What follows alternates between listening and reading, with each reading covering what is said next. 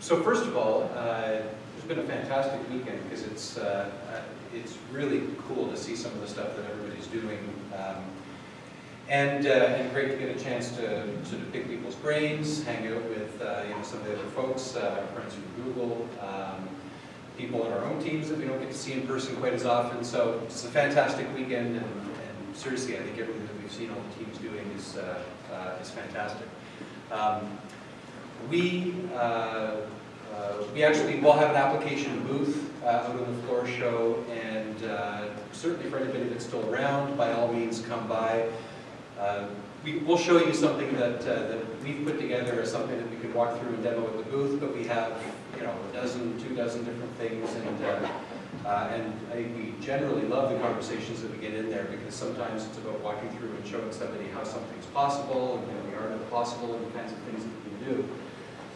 But in other cases, somebody will come in and say, hey, I've got this problem, and we get a chance to kind of work things out on the fly and then try and build and prototype something literally in a matter of minutes out there.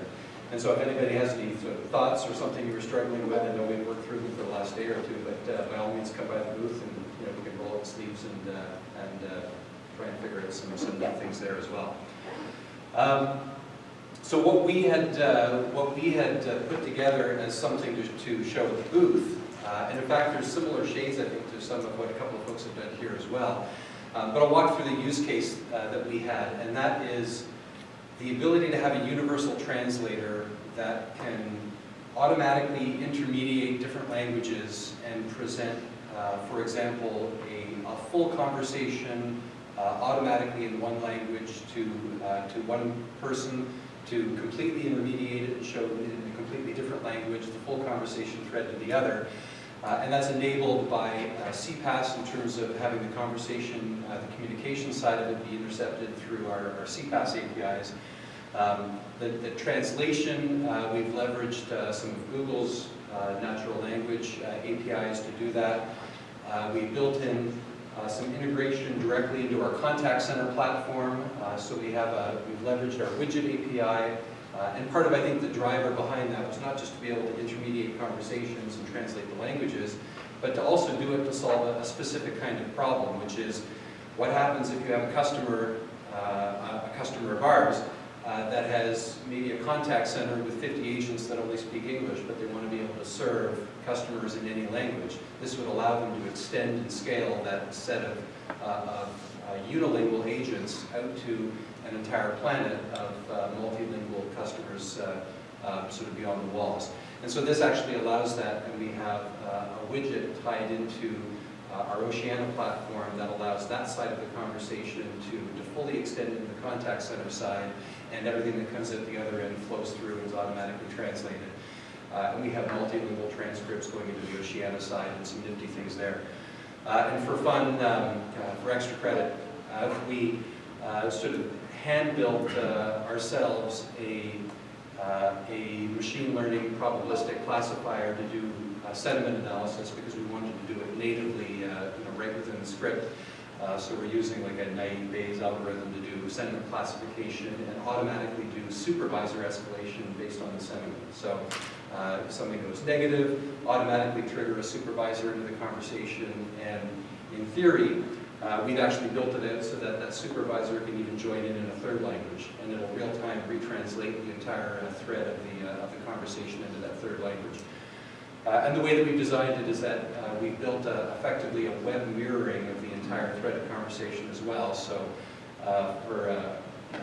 from the website, it's basically an Ajax Comet mechanism that sort of real-time synchronizes the conversation as it's happening and translates it, the sentiment, classifies it on the fly as well. So that's the stuff that's under the hood, but maybe it's more fun to actually just show you how it works. So what we'll do as a starting point, we actually have, you're going to do the Spanish side? My name's Andrew, but since I'm in the Spanish role here, I'll be Andres. Andres. For the demo. And so what Andreas is going to do is he's going to kick off a conversation, and we've actually set it up so that when something comes inbound, it will automatically do the language detection and say, he's talking in Spanish.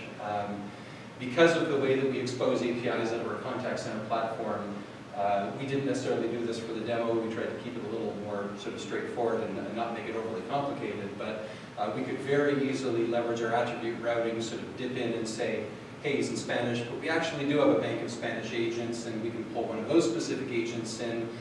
In our case, we tried to keep it simple and just sort of say, just pump everything into the same queue and do it in English when it comes into the contact center. So he's going to text something in.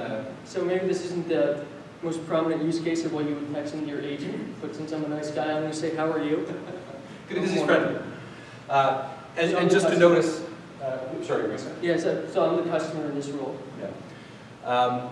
And we're actually seeing both halves of the threaded conversation. So as I said, this is the Ajax comment piece that sort of mirrors it all in real time. The right side, effectively, is everything that the contact center agent would see. And they'll see the entire conversation threaded in their language. And the other side of it is what the customer will see. So he's just using a standard iPhone messages, just sending a text message. Yeah, which is a good point. We don't want to time it out here. So you see we've got a text that came into the agent. It says, how are you? And probably the important thing to note here is there is nothing different about this. This is our standard Workspaces contact center client. This just comes in as a standard message, but of course you notice that it came in English, and that was obviously not the language that it originally was sent in. So the agent can then say, I am fine. How can I help you? So they can fully interact back and forth. They can continue the thread. And in fact, I can actually sort of show you over here. By the way, you've seen it's, again, intermediated that conversation. It will have sent this back via the SMS channel. That's what I typed, but it's going to automatically translate it back and forth. Because again, if anyone doesn't believe me, I'll be glad to hang up phone at that one here. But it did say it came back and translated it. And in fact, we can take your phone number and we can set this up in here as well. But what's sort of interesting in here is, as I said, we've also built in a fully integrated widget, and the widget can store the transcript of both halves of the conversation automatically within the contact center side. So this is integrated right inside our contact center platform. But from an agent standpoint, again, they don't have to think about it. All they have to do is just work in their native language. But again, what gets seen on the other side is of course a little bit different. Do we maybe want to do like a straight texting one? We could show this. No, just should I trigger the? Yeah, maybe should we have a conversation go south here? We'll trigger it once we've got a direct conversation. So what we'll do here is, and we've got a way of sort of triggering it off manually, because again, we want to make sure there was no smoke and mirrors, and we could actually, in theory, do this fully independent of having a contact center sort of solution in the middle. I mean, in theory, this could just work back and forth as a translator between two SMS. Now, I'm going to actually pull this up here.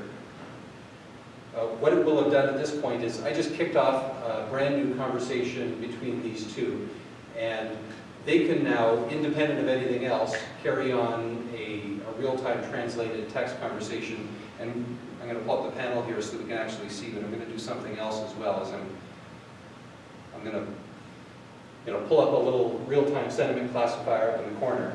So I love life. You want to text something back. And again, you can come up and inspect their phones if you don't believe this, but everything they're seeing on their devices is 100% translated into their native languages.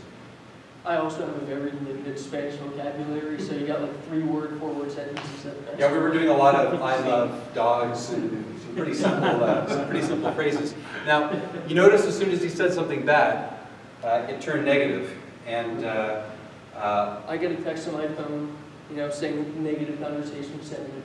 Now, obviously, you might not want to just notify the person that's involved in the conversation, but imagine I'm set up somewhere where I'm an admin and I need to be notified.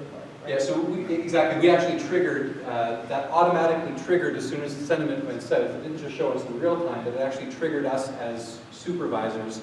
And I was able to click a link, and as you can see, I mean, it basically gives me a threaded view. I can break into their threaded conversation. But I can actually do some sort of nifty things as well, I'll show you here just as an example. So let's say that I was looking at the Spanish form of the conversation. Let's say that I was the supervisor, but I didn't speak Spanish. So I could actually just go in and say, well, actually I'm a Japanese speaker. So I could follow the conversation, break in, and maybe tell the agent what they're supposed to say so that they can just give them a free coupon or a 2-for-1 sale, make them happy. But if I have to do that in another language, it doesn't even have to be one of the original ones. I can completely do it on the fly. And if, for example, if you sort of text something back, maybe again, even as that conversation sort of continues, it will, for the supervisor that's broken in, they'll have the ability to... Is this the same number your text? Oh, I texted the wrong number. That was good. Were this a real demo? Well, you know. That was not. So as soon as he texts back into the conversation, so even though this is now another language, the supervisor, in theory, again, in a third language even, can continue to follow the conversation through. And I don't know what you said, but I could go back into English and preview it. And you know, and as I said, we've built sentiment classification right in, and actually a couple of other nifty things in addition to the supervisor escalation. We've got the ability to do some auto redaction, to have trigger words. For example, here if I want to say something about unicorns, dogs, puppies, whatever it is. We actually have the ability. Now we have to see if you can say unicorns in Spanish. That's the real test of this. But we can actually go in and sort of real-time trigger certain things out of the conversation and say, oh, this action has happened. In this case, the shameless action was to say something nice about puppy dogs. But shamelessly, you know, we did the dog trigger, and that could then be a subsequent trigger that we could use to, you know, do a rest call, trigger a supervisor, you know, do anything else from that standpoint. And nobody actually likes cats, so that's why the negative sentiment is getting triggered there. There you go. Great. And again, you know, we have the entire conversation sort of triggered and mirrored within the Oceana side, so that from a contact center point of view, you know, those agents have the ability to fully follow that thread of conversation right within the contact center side, regardless of one of 100 languages that might be coming in from the outside world. So that's it. Excellent, well done, guys.